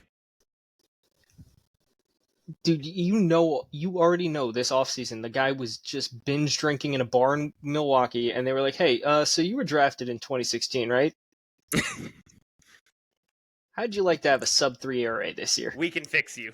Like that's literally like the Brewers, the Rays, the Guardians. They're the we can fix you of pitching. Like, and this one makes absolutely zero sense. And I'll also add the Astros to that mix. But what the Astros is a little different. Like they're the bad boy who eventually turned into like a Christian youth child, where it's like, okay, look, he was a bad boy before, but now we're gonna fix him, and they do fix him. Like Justin Verlander. How about Josh Hader? He's doing well. He's doing good. He's doing good this season. But is he fixable? He's having a good season now. As a person. I'm not saying as a person. I'm saying as a pitcher. I don't give a fuck about what they are like in person. I'm saying as a pitcher, that's what the Astros do. They're like, look, Justin Verlander. This just in Jarren Duran is now. I said pitchers. Dude, Jarren Duran would be Josh Hader's best friend. He'd probably send him a text. Josh Hader probably sent him a text. Oh my god. Hey, you wanna have a chat, bro? And actually, I was wrong when I said the Astros. The Astros are like, they fixed the guy who it's like, they were in a great relationship, then their wife cheated on him, and then they just went on a binge drinking streak where they're like, I'm gonna fucking kill myself, this is awful. And then they're like, hey bro, come here. Look, man, we know what to do to fix you. And then they get fixed. They're back to normal. That's what they did with Justin Verlander, Garrett Cole, now I guess Josh Hader. Brian Abreu was already there, so I can't put him in that mix. But the Brewers, the Rays, and the Guardians, they're the ones where it's like, nobody wants this guy. Literally nobody. And they're like, we can fix him. And then they fucking do. It makes no sense. That's why I hate the Brewers. Because every year I'm like, they're gonna. This year we both had them in like 4th place. Yeah. We both put them in like 4th. We were like, they're gonna suck this year. No, they're in 1st place by 7.5 games.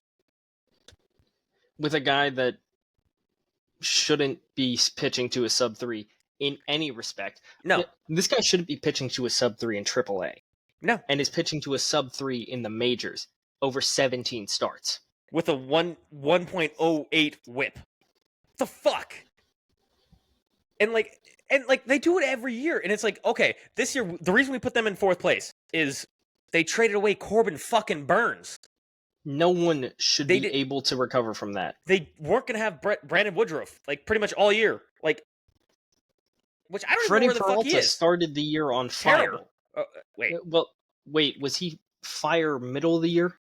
I think it was middle of the year, because I thought if I remember right, Freddie Peralta sucked to begin the year. And it's like Freddie Peralta as your ace doesn't scare anyone.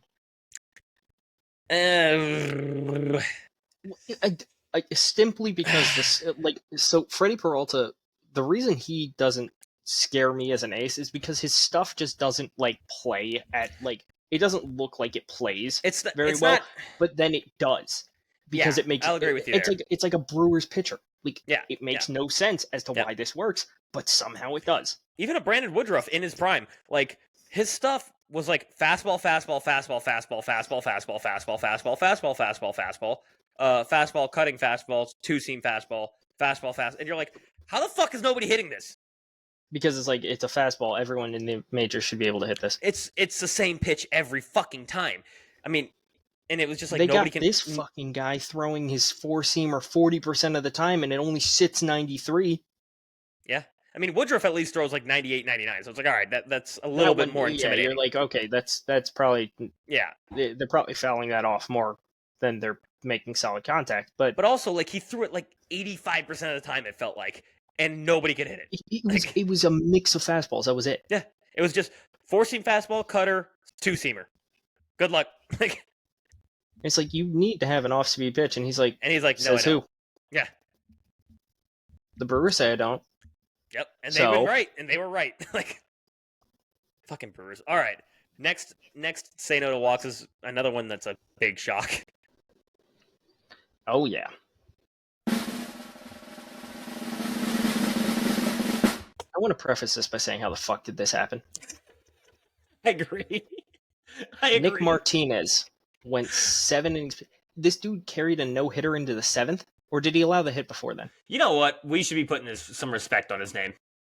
Nick Martinez isn't terrible, but this isn't where I expect him to be, ever. I mean, he's got a 3.16 this season. No, I'm not saying he's a bad pitcher, but I don't expect him on a no walk segment. And a 103 whip. Dude, look at his Savant page. All right. Well, I'm just gonna be stunned by all of this. I actually was stunned. Who did they lose to? Oh, the Yankees and the Rangers got into a shootout for some reason. You know what? I'm putting some respect on his name. Yeah, I'm retracting. Oh my god. I'm retracting that. Yeah, I'm retracting that too. You know what? Maybe he should be featured on this more often. What the hell? That walk percentage is crazy. Okay, so also look at the pitch mix and look at the pitch mix and tell me that's not a Brewers pitcher. That is kind of a Brewers pitcher, but he's on the Reds. So Oh, that's why he's not a Brewers pitcher. His breaking stuff sucks ass. Yeah. Okay. But we should be putting some respect on his name because he can also at least locate the 4-seamer. You know what's funny? Look at his comparable pitchers. Oh god. No. Look at the last one on comparable pitchers. Oh Jesus. The last pitcher for comparable pitchers is Tobias Myers. Of course it is. Why wouldn't it be? That's actually hysterical. That is actually really funny. Difference is Nick Martinez only throws a 4-seamer 23% of the time, and actually he locates it pretty fucking well, honestly. Yeah, I know. It's it's above the zone or high in the zone. And the thing is, realistically, the one that impresses me more is his sinker location. Like, the location on a sinker probably throws off people's... That's nasty. Yeah, the that's location nasty. on a sinker probably throws off people from his four-seamer, which is probably why he's able to throw it. Well, and then he throws the cutter pretty well right off of that, because to throw the sinker and the cutter off each other. The 4-pitch mix at the top of his avant pitch with the four-seamer, the cutter, the changeup, and the sinker. That's nasty. Like, he's hitting that.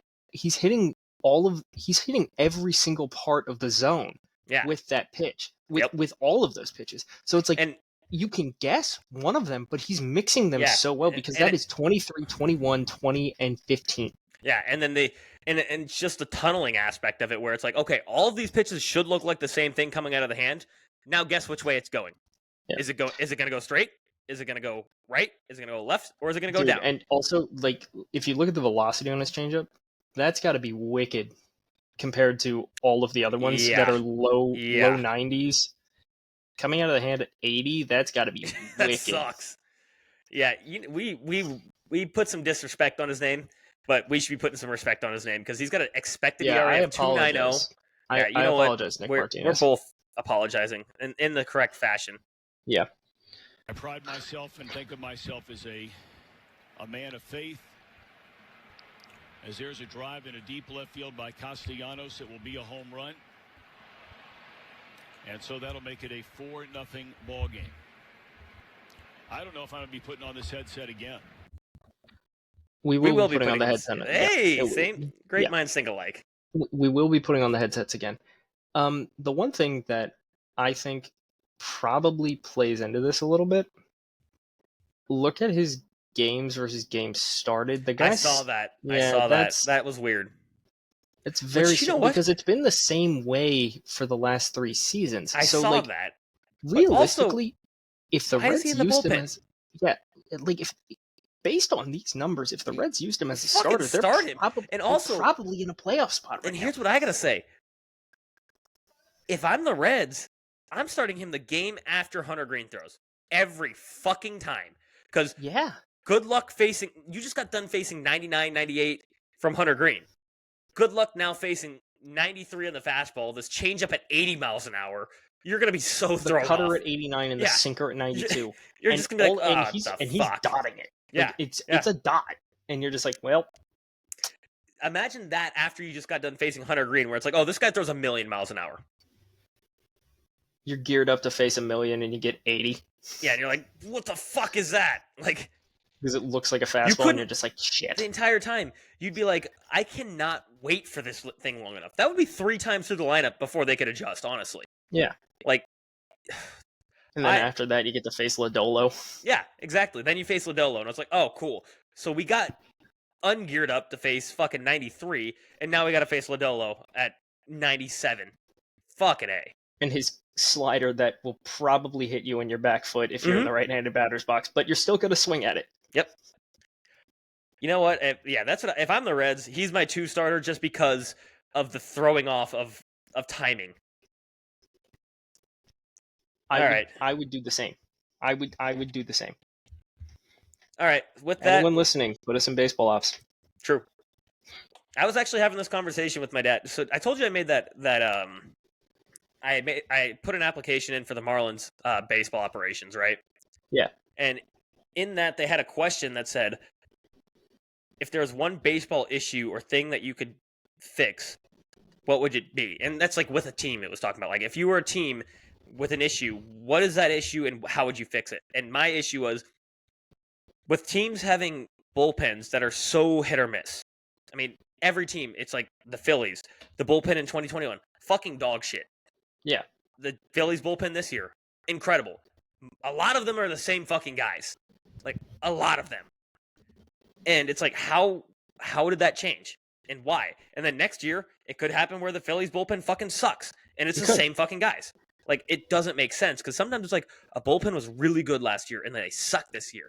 And the only teams that I could think of where that doesn't happen was the Guardians and the Rays.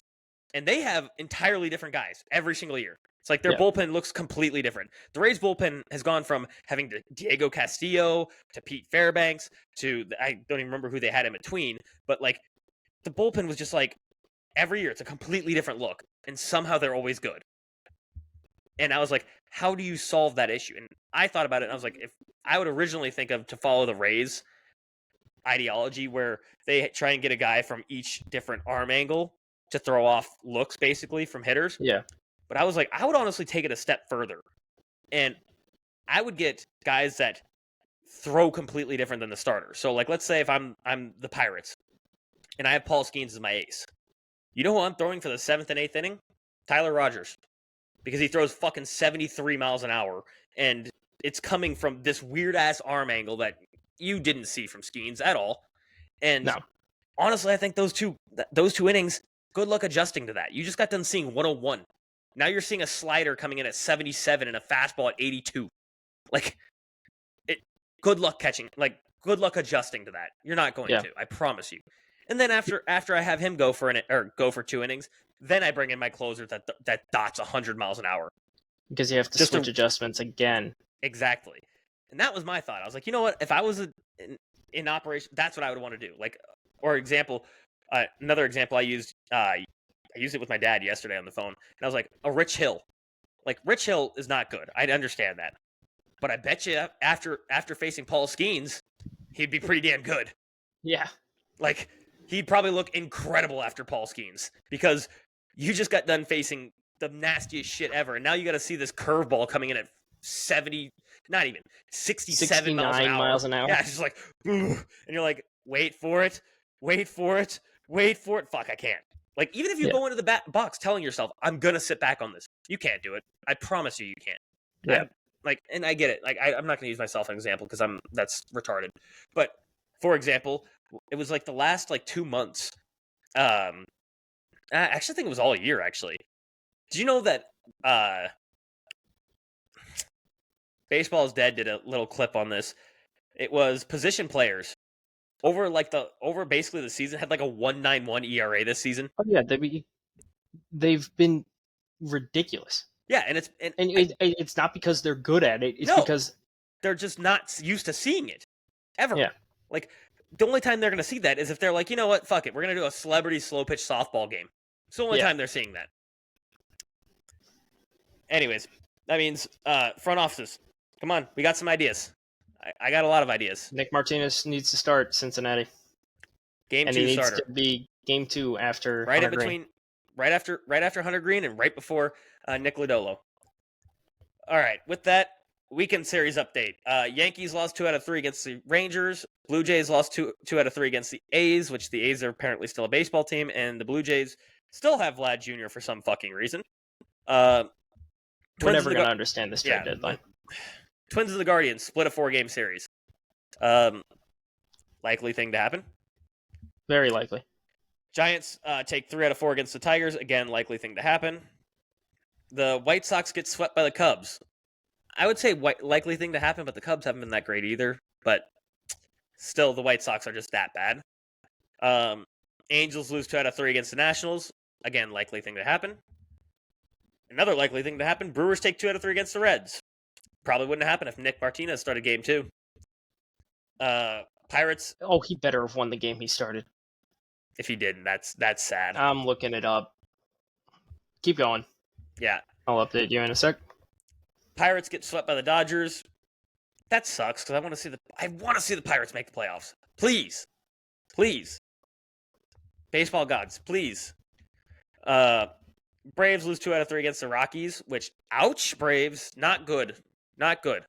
When you're looking to be a playoff team, you don't lose 2 out of 3 against the Rockies. He lost that game. He lost. Did he get the loss? No. No. Okay. Santillan He gave up 1 fucking hit. Doesn't help when they only have 3 hits all game. Reds. Guess who he was pitching against? Who the fuck were they playing again? I just said it. The Brewers. Oh, Brewers? No. Yep. Both say no to walks guys came from the same game. And they're comparable pitchers. That's the funniest part of Oh my god. You missed possibly the worst named pitchers duel of all time. If you didn't tune into that game. And it ended up being an insane pitcher's duel. Like, a great my pitching God. duel. The one run was a solo shot by Rhys Hoskins. My god. What the fuck happened that game? Who was batting in the 7-hole. Baseball's confusing. Oh, man. Baseball's a confusing sport. That's the funniest say no to walks ever. Easily. These two guys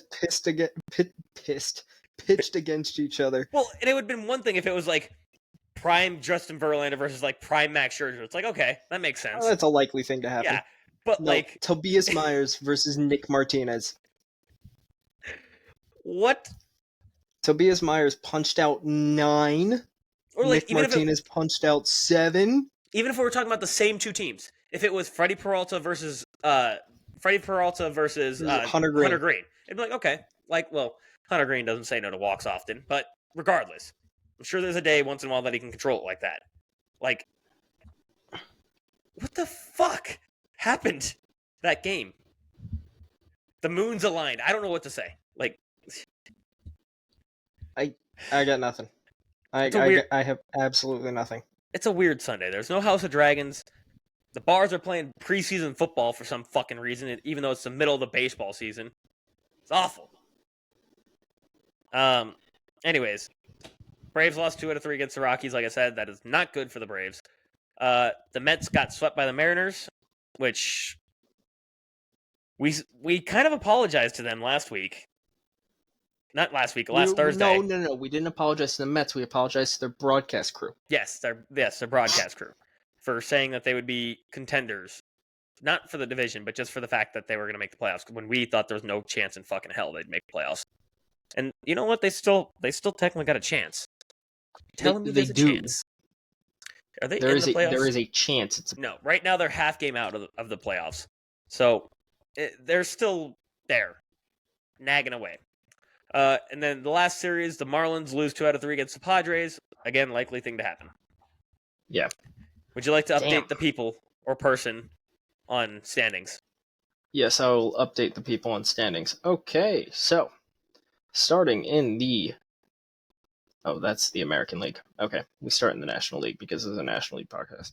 Okay, so National League East. The Phillies, despite their best efforts to shoot themselves in the foot at every possible turn, are still in first at 69 and 49. The Braves are in second at 61 and 56. The Mets are in third at 61 and 57. So the division lead for the Phillies is 7.5 games. Mets are 8 back. The Nats are 54 and 65, 15.5 back. And the Marlins, with their $15 million payroll, are 44 and 75. 25.5 back. I think we can say they're eliminated. I think we can. Yeah, I think there's a few teams we can say are definitely eliminated. Yeah. So then moving to the National League Central, the Brewers behind Tobias Myers are 67 and 50. Fuck if I know how that's. And Yelich has been out for like the last 2.5 weeks. Yeah. The Cardinals, much to Tyler's chagrin, are 60 and 58. What word did you just use? Chagrin. I don't know what the fuck that means. You're not happy about the result right now. Okay. I mean, I could have... That's a very oversimplified definition of chagrin, but... I was going to say, I could have guessed what it meant just by my feelings. Yeah. The Cubs... I don't even know how this is possible, are not in last place anymore. They're 59 and 60. 9 back. Which, they're not in last place. Oh, shit. They're way not in last place. I mean, they're not in last place by 1.5 games. Well, 2 full games against the Pirates. So following that up, the Reds behind Nick Martinez are 57 and 61, and the Pirates are 56 and 61. So it's this division is somehow still wide open. Wait, the fucking Pirates are in last place? Yes, the Pirates are in last place. What the fuck happened? Skeens got roughed up his last start. 4 earned runs. Relax.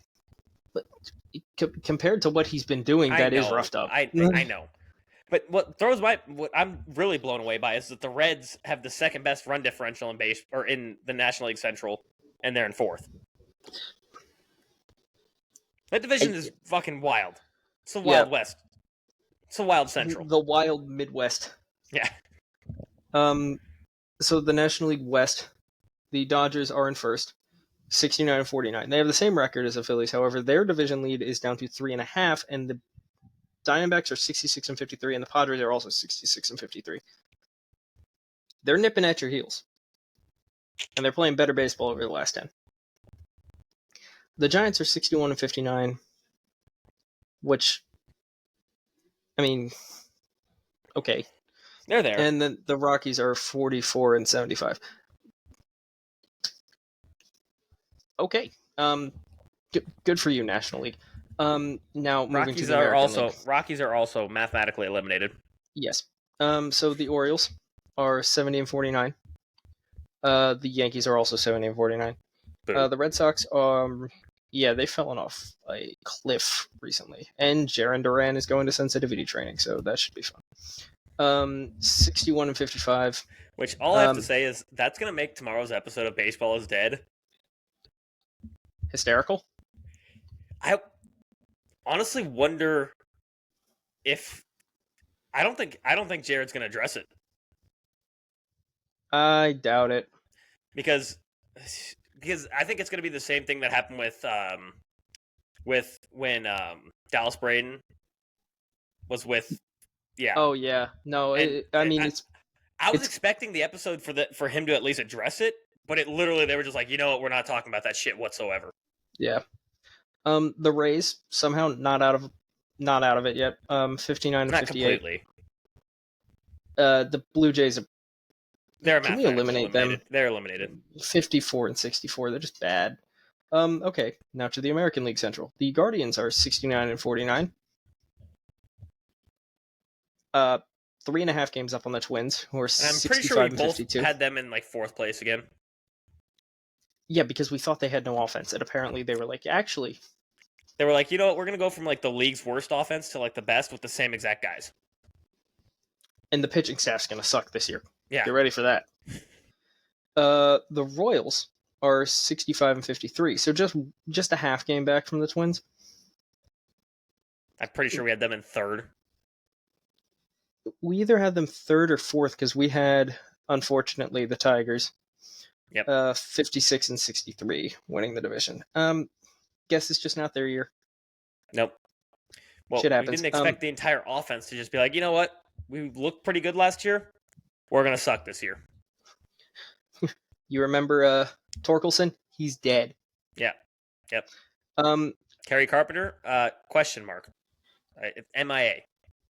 Again, because he was having actually a pretty decent season the last time we checked. Yeah. So the White Sox are, well, they've been mathematically eliminated since the first game of the season. Oh, you know what? But Kerry Carpenter's still there. Actually, Kerry Carpenter's having a great year.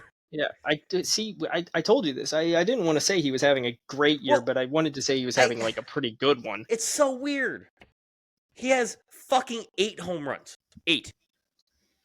And he has a 914 OPS. Yeah, I don't know. I got nothing.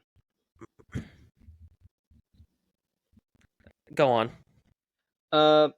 Yeah, so the White Sox have been eliminated since the first pitch of the season this year.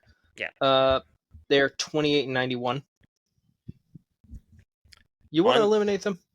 Oh, they're eliminated. They've been gone. Yeah. I eliminated them before the first pitch of the season. Yeah. Hey, look, man, they're only 41.5. Whole 41.5? Holy shit.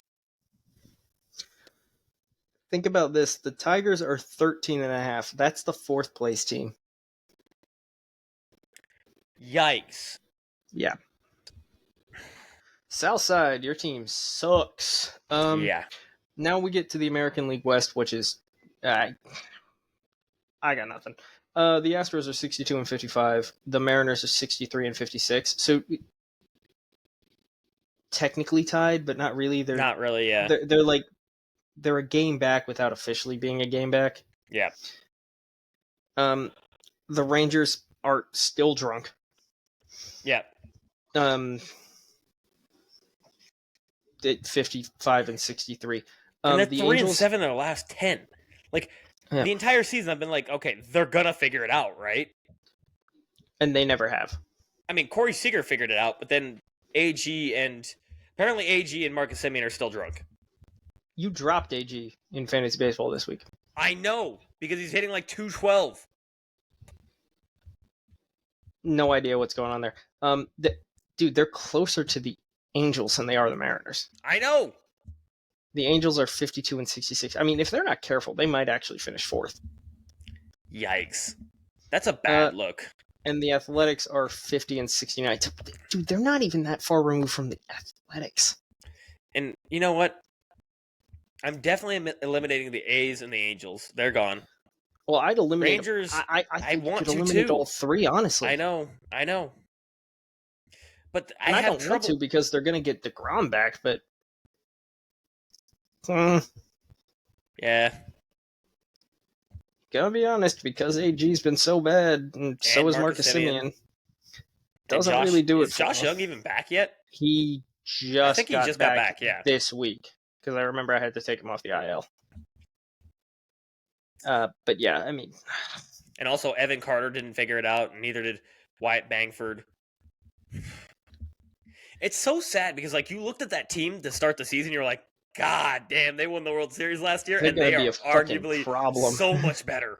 Like, it was like they won the World Series last year without Jacob deGrom, Wyatt Langford, and Evan Carter for only a part of the season. Evan Carter was going to be that center fielder, AG was going to play right field, and Bangford could stick in left, and you're just going to be like, dude, they got younger, and all of these guys have pop. Evan Carter doesn't strike out. Lo and behold, Evan Carter strikes out a lot. And then Bangford doesn't get below a 1 OPS for his entire minor league career. And is currently posting the worst OPS of his entire career. By like 400 points. Yeah. That's Baseball's weird. the standings. Yeah, if we had to like go back and listen to our standings podcast, I don't think many of our picks look very good. No. The Tigers one looks like the worst one, but I think that was more just hope and belief in that team actually being fun. Yeah. Yeah, that one looked bad, or that one looks bad. You know what? Honestly, I'm going to put most of that on Scooble. We didn't pick him for Cy Young, so we're going to pick him to win the division. Yeah. Scooble's going to drag them there. Yeah, he's trying. He's doing his damn best He's to drag doing them in his there. damn best. He's doing whatever he can to drag them to the fucking playoffs. And the offense is like, hey, Mom, we're on TV. Like, it's like, hey, guys, I'm pitching another shutout. Can you give me something? Yeah. We're on TV. God. And actually, Scooble's win-loss record actually isn't bad. I think he leads all of baseball in wins right now. Yeah, I think he does. It was Jack Flaherty when he was on the team where it was like, yo, the dude's pitching at a sub-3. Can we get him a fucking run or two? We're on TV, Mom. Yeah. I mean, Scooble has 13 wins. Like, and the Savant page is still gross. So it's yes. I don't want to break the edge streak again, so I can't pull it up again. Jesus. But yeah, I mean, that's it. Yep. You know, every time I say we're going to have a short... I thought today was going to be like a 45-minute episode for sure. I did too. Anyways, follow us on YouTube at The Baseball Diaries Pod. Instagram at The Baseball Diaries. Yes. Spotify at The Baseball Diaries. Twitter at The BB Diaries. And Say No to Walks. Because we had one of the most random Say No to Walks. The other one, we should have put some respect on his name, and he should be their second pitcher in between Hunter Green and Nick Lodolo, because that would be disgusting. Yep. Well, that's all. Yep, that's all, folks. Peace.